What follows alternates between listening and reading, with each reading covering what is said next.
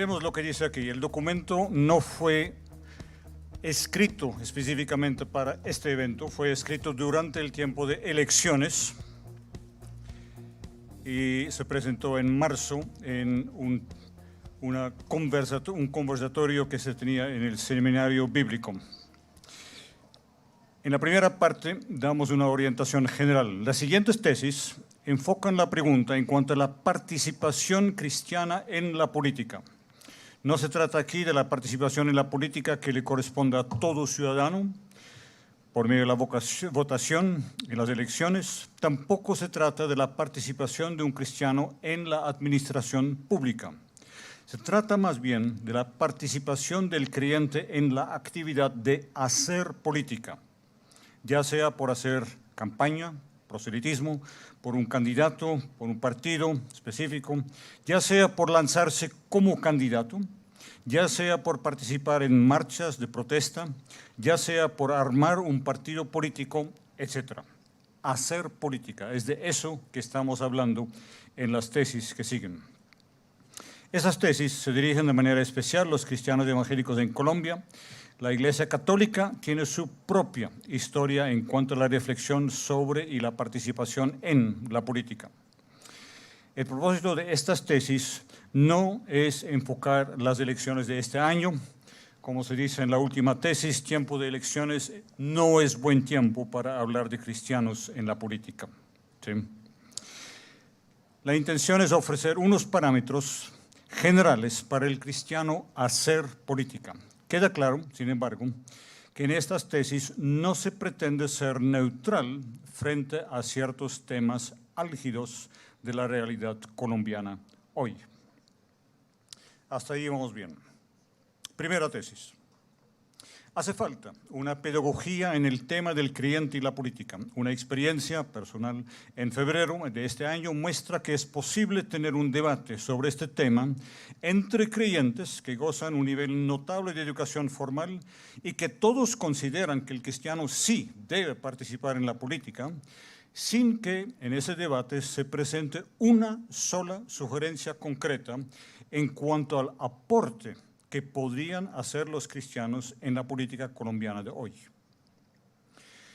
La misma experiencia indicó una notable falta de claridad sobre las supuestas pautas bíblicas que apoyarían los argumentos a favor de esa participación cristiana. Segundo, una de las metas principales de la pedagogía mencionada debe ser confrontar los lemas ingenuos y triunfalistas que todavía circulan en el medio evangélico y son aprovechados por candidatos cristianos.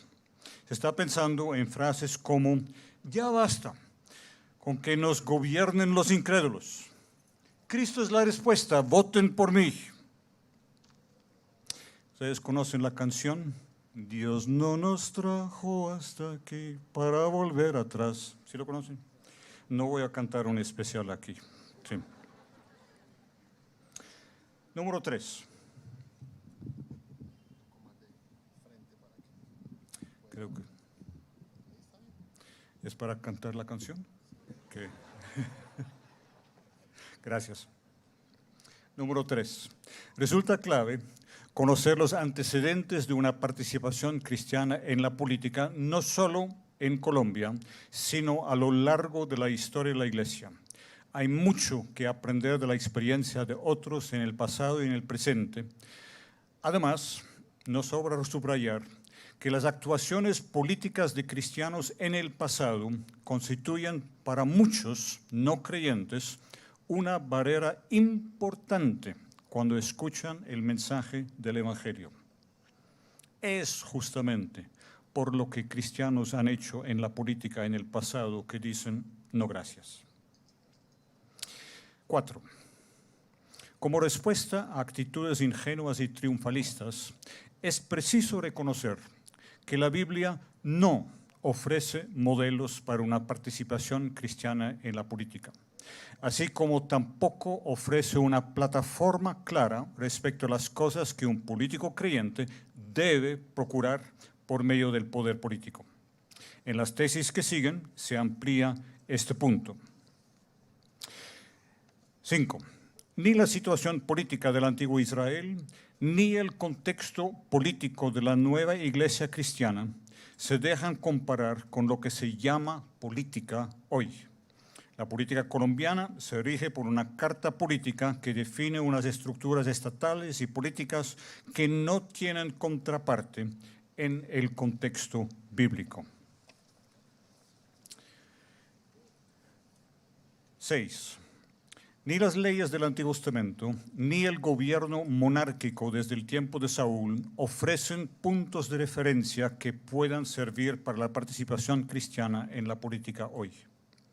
El pueblo de Israel es constituido por Dios, por medio de la ley de Moisés, como un pueblo bajo pacto.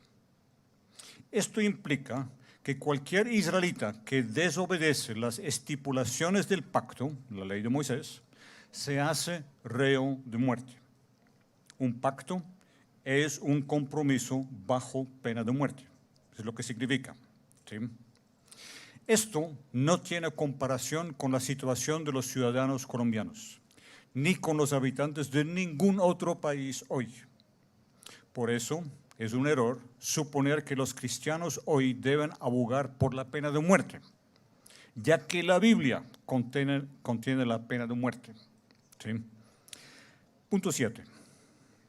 Cuando se habla de personajes como José, libro de Génesis, o Daniel, se está hablando de personas que trabajan en la administración pública, pero estas personas no se dejan comparar en nada con los políticos en un sistema democrático.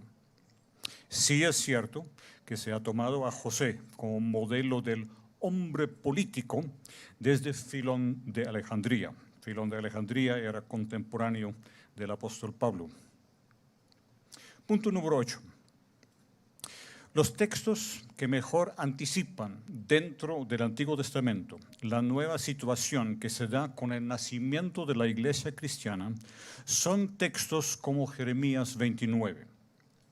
La iglesia no es una nación o un pueblo o un estado al lado de otras naciones y pueblos, como era el caso de Israel en el Antiguo Testamento. Los consejos que Jeremías envía a los israelitas exiliados viviendo en tierra ajena son apropiados para quienes hoy nos encontramos como expatriados, extranjeros, peregrinos en este mundo. Punto 9.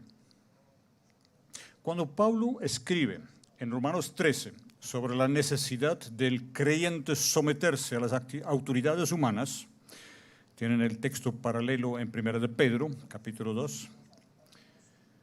Pablo está procurando corregir una impresión equivocada que surge fácilmente con la proclamación del Evangelio. Cuando los apóstoles hablan de Jesús de Nazaret como Señor, Rey, Salvador, Hijo de Dios, ellos están usando términos que desde el tiempo del emperador Augusto se usaban en el Imperio Romano para hablar del César, del emperador en Roma. Juntamente con el anuncio del reino de Dios y la conciencia de ser apenas extranjeros dentro de ese Imperio Romano, esa terminología fácilmente dará pie para mirar a los creyentes como unos subversivos que amenazan el orden político vigente. Y vemos en Hechos capítulo 17, versículo 6, que eso efectivamente ocurre. Esa gente que trastorna el mundo ha venido hasta acá también y van en contra de los decretos de César, diciendo que hay otro rey. ¿Sí? Es contra el peligro de entenderse mal el Evangelio que Pablo escribe, Romanos 13, para decir no. Nosotros nos sometemos a las autoridades que están porque creemos que están puestos por Dios. Tesis número 10. Ya dentro del Nuevo Testamento es evidente que no se deben citar textos como Romanos 13 para enseñar una obediencia incondicional a las autoridades humanas. Desde Hechos 4:19, 5:29 se deja claro que prima siempre la obediencia del creyente a la autoridad divina. 11. Existe un error común cuando se cita la respuesta de Jesús sobre el tema de los impuestos: dad al César lo que es del César y a Dios lo que es de Dios. Lo encuentran en los 3 evangelios, los paralelos de Marcos 12, 17. La forma como se usa en los debates sobre la participación cristiana en la política, ahí surge el error en mirar la realidad en términos de 2 esferas relativamente independientes. Es una visión dualista de la realidad. Puede tener cierto apoyo en la filosofía platónica y se encuentra en la cosmovisión de Tomás de Aquino, pero no refleja una pauta bíblica. Más bien se trata de una fórmula que surge a partir del siglo de las luces para evitar la injerencia de pautas cristianas en temas de política, economía, ciencia, etc. En el siglo de las luces se trata de dividir la vida en una esfera pública y una esfera privada. En este esquema, la religión solo tiene cabida en la vida privada, no en la vida pública. Los cristianos del mundo occidental parecen haber aceptado esta división de buena gana, mientras que muchos musulmanes no. Para los abogados de esta división, las palabras de Jesús les vienen como anillo al dedo. El contexto del relato bíblico muestra que las palabras de Jesús sugieren una visión mucho más radical. Si esta moneda le pertenece al César porque lleva su imagen, entonces, ¿qué es lo que le pertenece a Dios? Lo que lleva la imagen de Dios. Tú, con todo lo que eres y todo lo que tienes. Este es lo que pertenece a Dios. Tesis número 12. Por ser la Iglesia una comunidad que proclama la palabra de Dios, ella necesariamente se pronuncia frente a la realidad pecaminosa del ser humano y de la sociedad. La Iglesia tiene una responsabilidad profética de denunciar aquellas situaciones, estructuras sociales, políticas, esquemas mentales que riñen claramente con los valores del reino.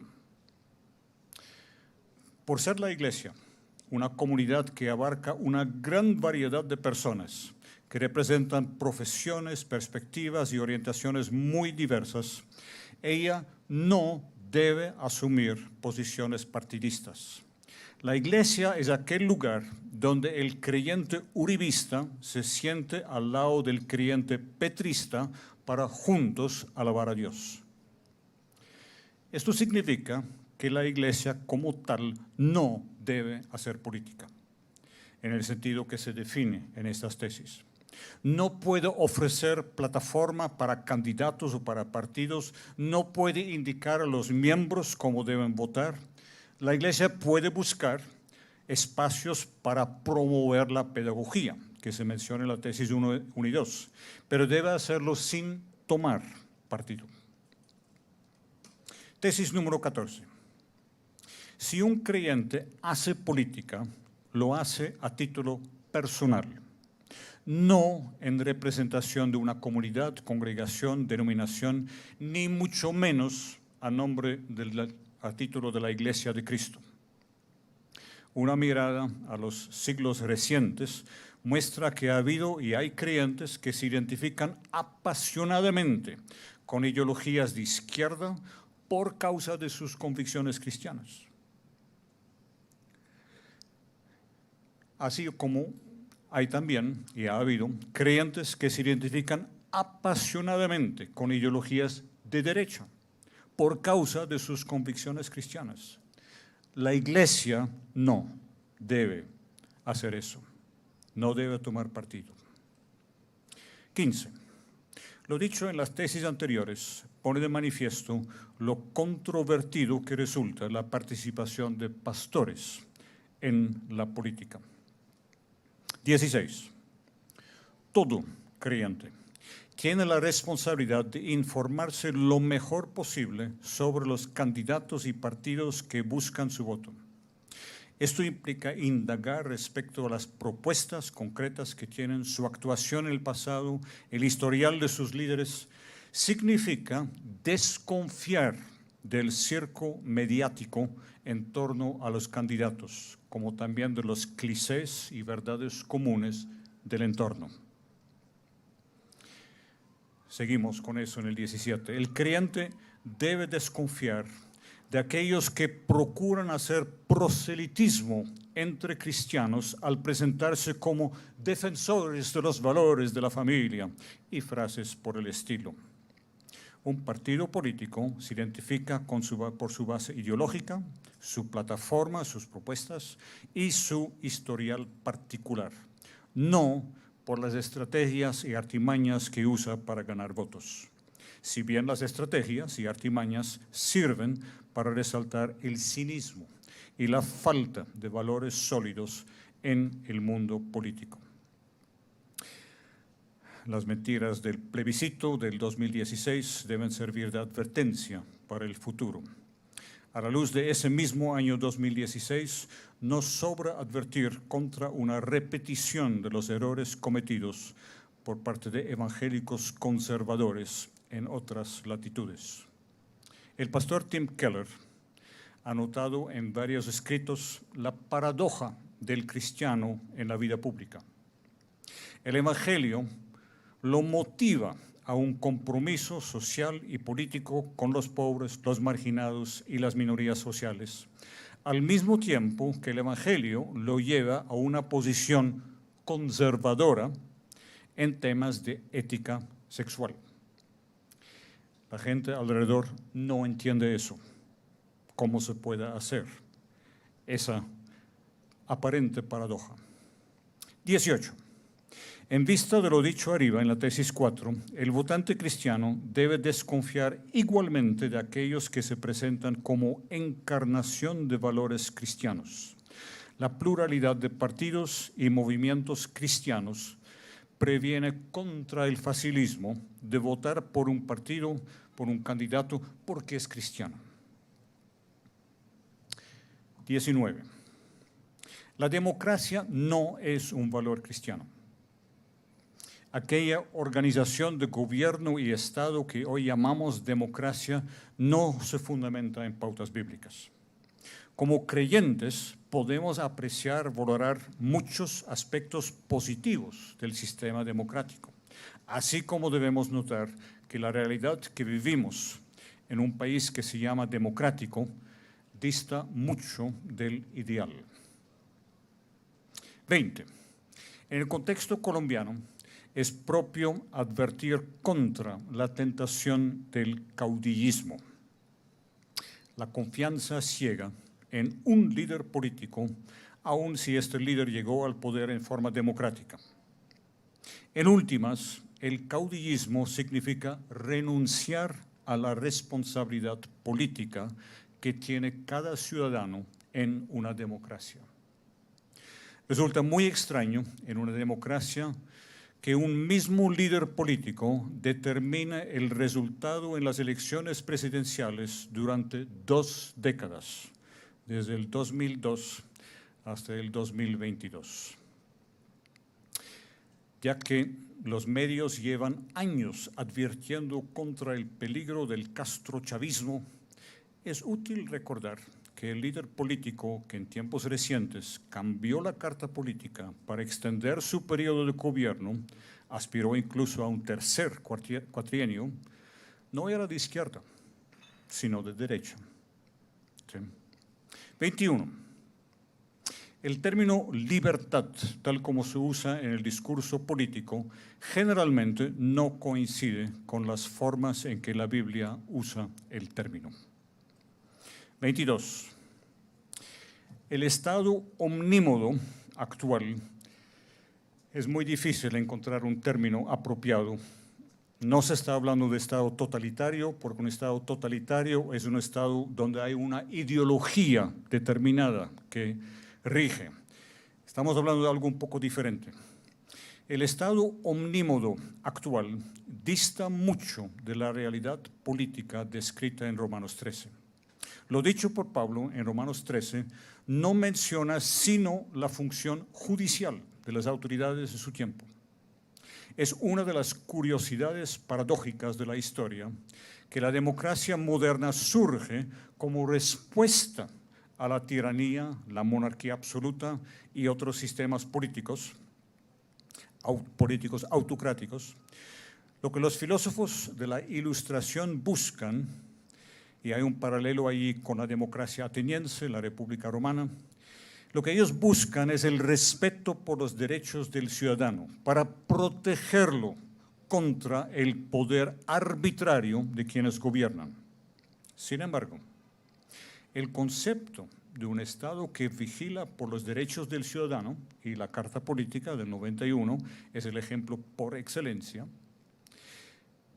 ese modelo de Estado le otorga al Estado el derecho y el poder para meterse en todos los aspectos de la vida del ciudadano, porque tiene que asegurar que se protejan sus derechos.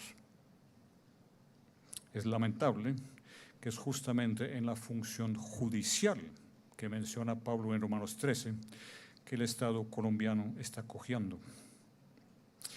23.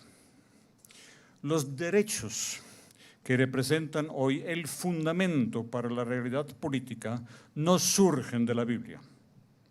Para la muestra, unos botones. La Carta Política habla del derecho a la vida. Según la Biblia, el ser humano no debe matar. Se trata de una obligación, una responsabilidad, no de un derecho. La Carta Política habla del derecho a la educación y le exige al Estado garantizar esa educación. Según la Biblia, es responsabilidad de los padres criar a los hijos. 24. Puede que el discurso público se centre en los derechos. La verdad es que la democracia actual en Colombia y en todas partes refleja la realidad absoluta del mundo en que vivimos, que es la economía. Allí está el valor fundamental que orienta todo el quehacer político. Número 25. Un análisis crítico de la realidad política actual debe tener en cuenta el papel de los medios.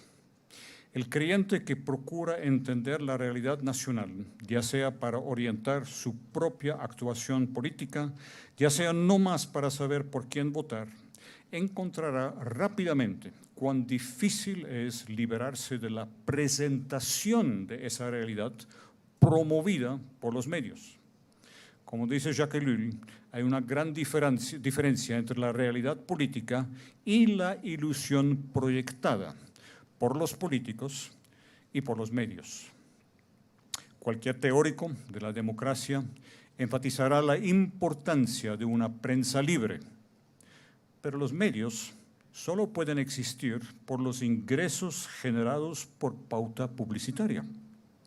Esta realidad milita en contra de unos medios verdaderamente independientes. La simbiosis entre los medios y los intereses económicos. ¿Estamos bien todavía con eso? Sí. Estoy escuchando un eco. Sí. Así como la simbiosis entre medios y política es una realidad que no tiene solución fácil. El problema con las redes sociales es otro. Allí el problema es que los algoritmos de los servidores convierten esas redes en cajas de resonancia para las opiniones que le interesan al usuario. Difícilmente lo van a confrontar con una opinión distinta a la que ya tienen. ¿No les está sonando muy raro? ¿No? Pensaba de pronto que se debe bajar el volumen. 26. El creyente que decide hacer política lo hace con los ojos abiertos, sin ilusiones, en cuanto a la realidad inmisericordia a la cual decide lanzarse. Si de algo sirve el circo mediático es para advertir el carácter salvaje y canibalístico del mundo político. 27. El talón de Aquiles para una participación cristiana responsable en la política colombiana es la falta de plataforma, un lugar para la reflexión y discusión sobre temas de la vida pública. Es fácil hacerle eco al circo mediático, ya sea en torno a la corrupción, ya sea en torno al supuesto peligro de castrochavismo. Es otra cosa muy diferente reflexionar en forma seria sobre la realidad del país, el abandono del campo a lo largo de más de medio siglo, la ausencia del Estado en buena parte del país que termina a la merced de grupos criminales, la falta de vías de comunicación e infraestructura, la polarización social y el ataque contra la legislación social durante las últimas décadas, el deterioro en la educación estatal en los últimos 40 años, el caos del transporte, tanto público como privado, en las grandes ciudades, con los problemas relacionados de contaminación que inciden en el desastre ecológico en sus diversas manifestaciones. La lista se puede extender mucho más. 29. La motivación fundamental para toda participación cristiana en la política es el amor al prójimo. La política afecta al prójimo. Las estructuras sociales y económicas injustas le hacen daño al prójimo. Si los encargados de la política en estos tiempos recientes han fallado en la tarea fundamental de proteger a la sociedad y al ciudadano, y si la política ofrece la posibilidad de efectuar cambios en esa situación, entonces sí puede haber una tarea para el creyente en la política. 30. Hacer política exige una comprensión cabal de la realidad nacional. Implica un compromiso con la legalidad y la democracia, un compromiso con los ideales de la Carta Política.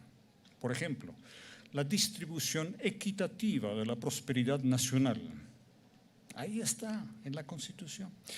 Significa tener claro lo que el país necesita. Significa estar apasionado por lograr cambios fundamentales. Significa hacer caso omiso a los feudos políticos, feudos o fortalezas políticas tradicionales, a las redes clientelistas y a todos aquellos que solo miran la política como una oportunidad para enriquecerse. Significa unir fuerzas con quienes luchan por esos mismos cambios, sin preguntar su afiliación religiosa. Uno hace política porque le duele el país y porque tiene la valentía de creer que el cambio es posible. Y ya mencioné el 32. El tiempo de elecciones no es el mejor tiempo para profundizar en el tema de los cristianos y la política. Hermanos, yo sé que he pasado por lo menos una tesis. ¿Cuál fue? El 28, muchas gracias. Mi intuición era correcta. Había algo que me hacía falta, que no lo habíamos dicho. 28. El creyente que se lanza a la política, sí, eso es bastante importante, que se lanza a la política no tiene como objetivo realizar el reino de Dios en la tierra. Esta tarea se debe dejar en manos de Dios. No se trata de hacer leyes cristianas, porque las leyes en el Estado moderno no son reflejo de la moralidad. Existen para la protección de la sociedad y del individuo. Para aquel que conoce el Evangelio de la gracia de Dios, no tiene sentido procurar convertir la sociedad por una legislación cristiana. Sí es coherente que el cristiano luche por unos cambios de fondo en temas como abuso de menores, la violencia intrafamiliar, la edad de consentimiento en este país, el embarazo adolescente, y la Carta Política actual da las bases para una militancia en tales temas. Parece que estos temas no han generado marchas y manifestaciones de los cristianos hasta el día de hoy. Hermanos, a mí me dijeron de que les habían dicho, o les iban a decir, cómo era el proceso de hacer preguntas.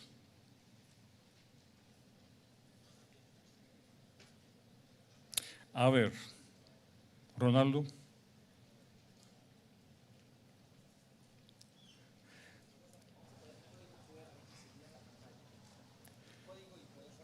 ¿Por qué no lo dices aquí a la gente? Mis amigos, ¿cómo están? En unos minutos vamos a poner en las pantallas un código QR.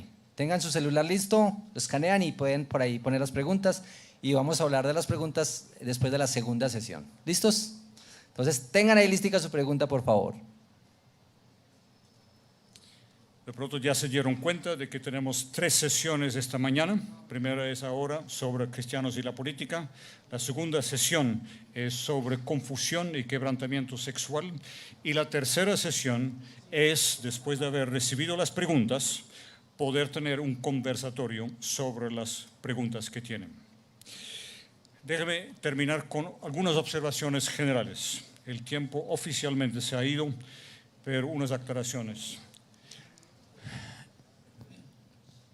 Ustedes de pronto saben que por muchos años este servidor ha dictado clases sobre cosmovisión cristiana en el seminario bíblico.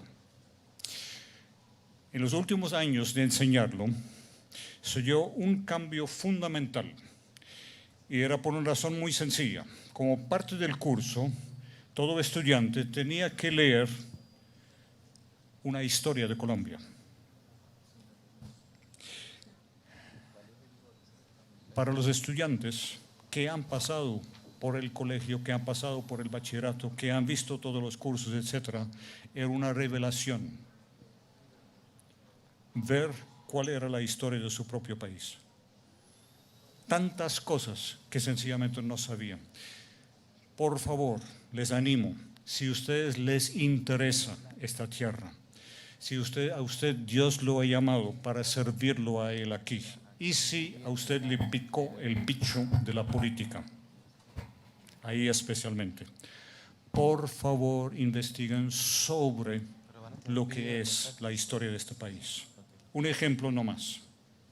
Ustedes no pueden entender al presidente Uribe y lo que procuró hacer durante estos últimos 20 años si no conocen quién fue Rafael Núñez y el señor Caro, que fue presidente en ese entonces, lo que fue el trasfondo de la regeneración conservadora en los años 80 del siglo XIX. Fundamental, si quieren entender cómo es que un político liberal termina aliado con los conservadores para determinados fines, ahí tiene el ejemplo, Rafael Núñez. En el tema de lo que estamos viviendo como creyentes en este país, con temas álgidos, vamos a hablar un poco más adelante, vamos a mencionar el tema de la homosexualidad. Ustedes no van a entender por qué es que tanto evangélicos como católicos se sienten tan mal a gusto con esta carta política que tenemos hoy en día. Solo van a entenderlo si entienden de que la Constitución de 1886, la de Núñez, procuró cambiar el rumbo del país. La Constitución anterior era la Constitución más liberal en toda América Latina que se tenía en esa época, en los años 70, 80 del siglo XIX, imagínense. Y se decidió en esa Constitución de 1886 y el concordato que vino después, a volver a hacer de Colombia una cristiandad. Cristiandad es el término que usamos para hablar de la realidad que se dio en Europa entre más o menos el año 500 y el año 1500, 1000 años, donde iglesia y Estado formaban una unidad. Ustedes recuerdan antes de la carta política cómo era el registro de recién nacidos. Era el certificado de bautismo de la Iglesia Católica. ¿Sí? Entonces, ¿Qué es lo que estamos viendo en estas últimas décadas? A la gente le duele esa nostalgia por la cristiandad. Un tiempo en que todo el país podía sentir de que había normas cristianas que regían el país. En la Carta Política del 91 ya no, definitivamente. Ha cambiado todo. ¿Sí? Por favor, investiguen en la historia de su propia tierra, de su propio país, porque cambia mucho las perspectivas. Un detallito.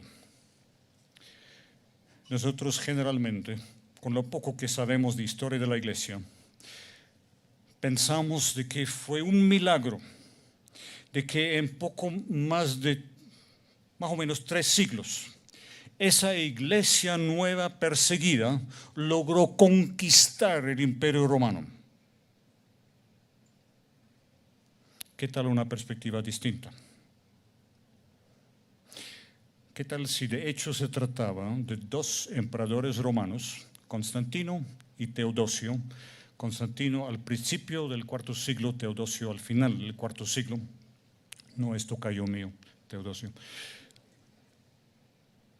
Ellos vieron lo que era el desmoronamiento del Imperio Romano. Y ellos decidieron apostarle a la iglesia cristiana para hacer el cemento que lograra mantener unido a ese imperio en decadencia, como efectivamente se logró por unos 1000 años. Impresionante. Pero el costo era muy alto, porque la iglesia cambió de ser el fermento en la sociedad a ser ahora el cemento que tenía que mantener todo unido y organizado.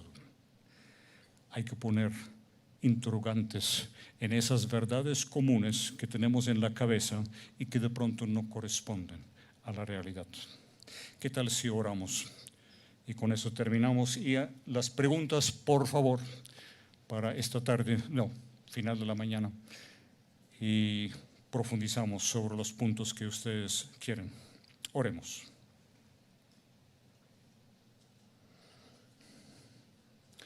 Padre Celestial, te damos gracias por este país donde tú nos has puesto. Te damos gracias, Señor, por el privilegio de ser tu pueblo, de ser tus testigos en esta tierra. Señor, queremos rogarte por Colombia. Queremos rogarte por esta tierra tan necesitada.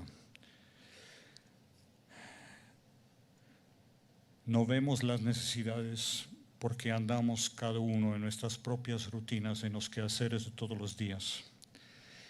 Y difícilmente, con los medios que tenemos, logramos tener una visión clara de qué es lo que realmente pasa en este país. Rogamos, Señor, que tengas misericordia de esta tierra.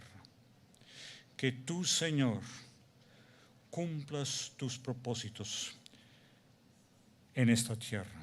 Cumplas tus propósitos, ya sea por medio de algunos creyentes, ya sea a pesar nuestro. Pero, Señor, que hagas una obra tuya.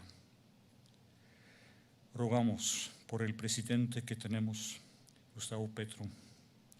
Rogamos, Señor, que este cuatrienio que estamos iniciando efectivamente pueda haber cambios para bien en este país.